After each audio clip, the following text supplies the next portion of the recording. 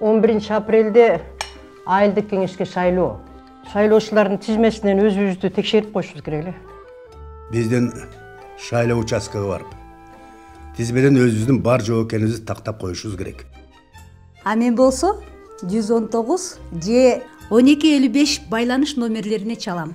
Ал жактан тизмеге кайдан кошулганымды айтып беришет. А мен болсо пин номерди камтыган 119 номерине СМС жазам. Жана кайсыл шайлоо участкасында тизмеге кошулганымды билип алам. А биз болсо силерди ойлоп, Тизме.gov KG электрондук порталындагы шайлоочулар тизмесинен баарыбызды текшерип койдук.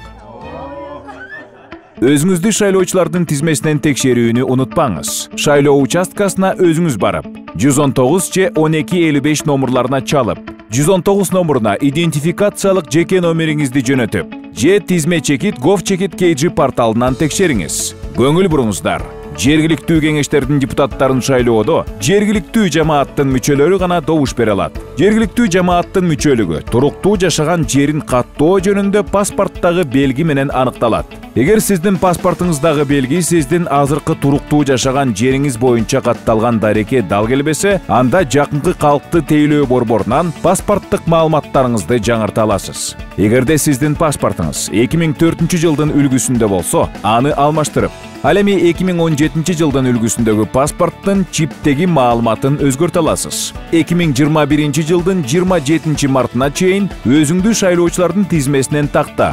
Эгерде зарыл болсо, калкты тейлөө борборлорунда паспорттагы маалыматка өзгөртүү киргизүү жана жергиликтүү кеңештердин депутаттарын шайлоого катышуу жана шайлоочулардын тизмесине кошулуу үчүн участкалык шайлоо комиссиясына арыз берүү керек. Эгерде сиз биометрикалык маалымат тапшыра элек болсоңуз, сизге жакынкы калкты тейлөө борборуна барып, биометрикалык маалыматты каттатуу жана паспорттагы маалыматтарды жаңыртуу зарыл.